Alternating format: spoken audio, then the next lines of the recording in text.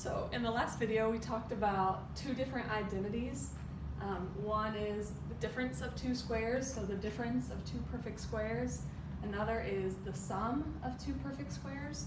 And we can factor those in this way. This always works. That's why we call them identities. We're going to talk about two more, and they are called the sum of cubes and the difference of cubes. I'm going to be nice and not make you guys memorize these. I'm actually going to put them on the board for you during the test, or I'll give them to you during the test. They are kind of helpful to memorize for future math classes, so you may want to, but for our class, I'll give you these. They're basically formulas. So first, I just want to show you how it works. So if you have anything that's like a perfect cube, numbers like 2 times 2 times 2 would be 8, so 8 is a perfect cube, or 27 is a perfect cube. You can always factor it in this way. It looks like these two factors right here, or if it's the difference of two cubes, you have these two factors. And I first of all just want to show you how this works. When you multiply all this out, everything ends up canceling except for just a and b cubed. So if I do a times a squared, that's a cubed. A times negative ab is negative a squared b. This is a b squared. Then we've got b times a squared, which is a squared b. Then we've got b times negative ab, which is negative ab squared. And b times b squared, which is b cubed. And so you may notice we've got some repeating here. We've got negative a squared b and positive a squared b, which cancels. And ab squared and negative ab squared cancel. And that's how this works. You just get a cubed plus b cubed. And this one works similarly, but you land with a negative in the middle. So let me show you some examples. Notice this is the sum of, these are not perfect squares, they're actually perfect cubes, meaning I could cube root them evenly. So like the cube root of 27x to the 6th, the cube root of 27 is 3, because 3 times 3 times 3 gives you 27.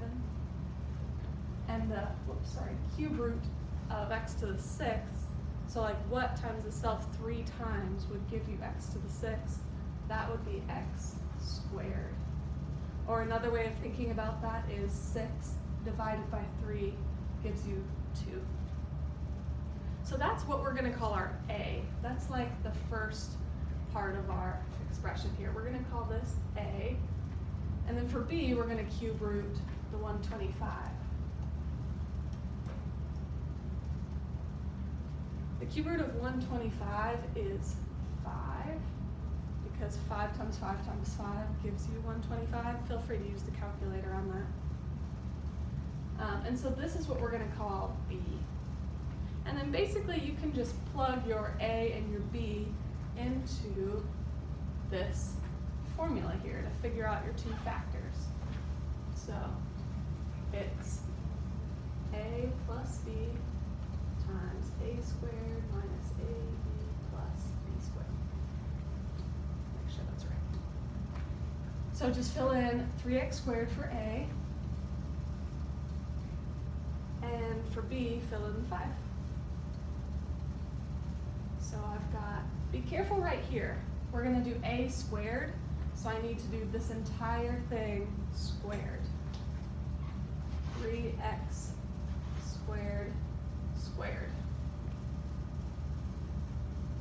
minus 3x squared times 5 plus 5 squared. So I just filled this in for a, this in for b.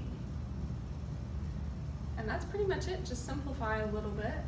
This is as good as it gets. 3x squared plus 5. Right here, don't forget to, you'll do x squared squared, so 2 times 2 is 4. But you also need to do 3 squared. 3 squared gives you 9. So So 9x to the fourth is what this becomes. Then this is a negative times a 3 times a 5, so negative 15 x squared. And then 5 squared is 25. And that's my answer. If I were to multiply all this out, I would get to this right here. That means that these are the factors of this. Let's try another one. Just like any factoring, the first thing you always want to do is look for a GCF. At the moment, these are not perfect cubes. I can't cube root them, but notice that there's a GCF of 5. So I'm going to factor out that 5 first. That will leave 8c cubed minus d cubed. And as always, once we factor out the GCF, it's just going to hang out in the front. We're just going to ignore it for now. It'll just go in the front at the end.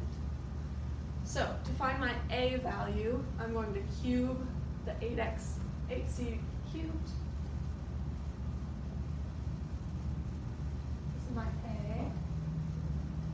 The cube root of 8 is 2, because 2 times 2 times 2 gives me 8. And the cube root of c cubed is just c. So 2c will go in front, and for my b value, I'll cube root this. The negative doesn't get included. The minus sign just tells you to use the difference of cubes formula rather than the sum of cubes formula. It doesn't get included in the b value. So I'm just going to cube root d cubed, which is just d. So I'm going to get my formula, which looks like this: a minus b.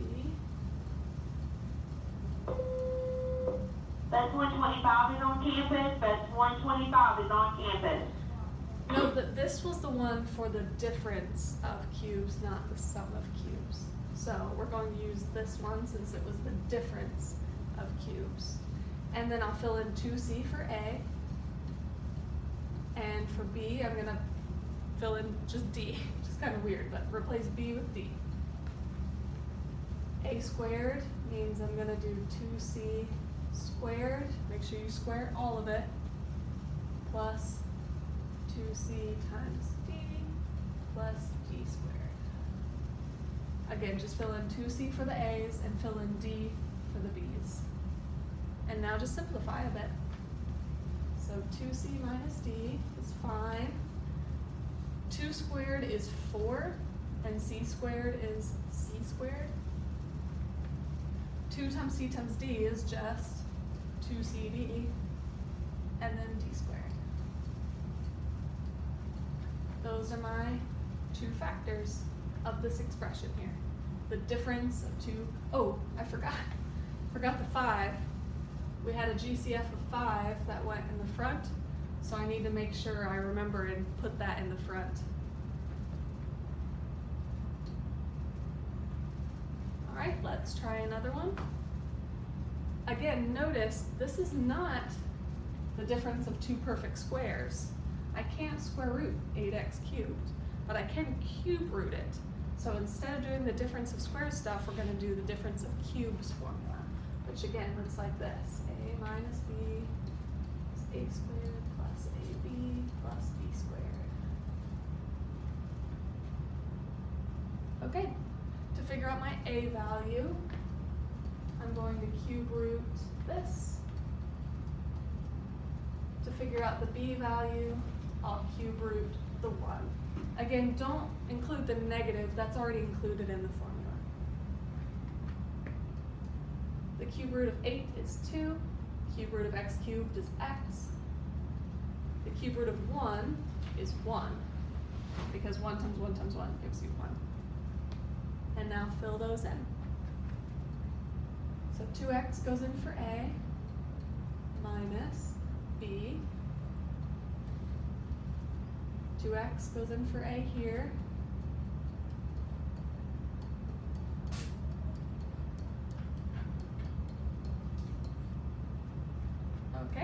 we'll simplify a bit.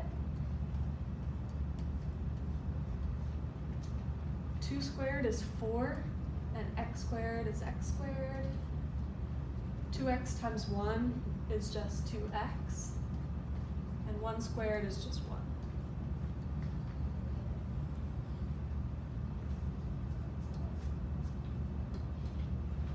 Alright, I want to show you a list of a bunch of common identities. Sometimes in like calculus books you'll see these listed out in like the front just as reference. We've talked about quite a few of these. We've talked about the difference of 2 squares being a plus b and a minus b. We've talked about the sum of 2 squares being a plus bi and a minus bi. These you don't really need to memorize, but you've seen these before. Anytime you have a plus b squared and you multiply it out, it always ends up looking like this. And then you've seen these. We use the binomial theorem to do a plus b cubed and a minus b cubed. And then we just did these. A cubed plus b cubed or a cubed minus b cubed. These are your sum of cubes and difference of cubes. So again, the only ones I really want you to memorize are the difference of squares and sum of squares. I'll give these to, I'll give these on the test to you. There are many other identities, but these are just some common ones.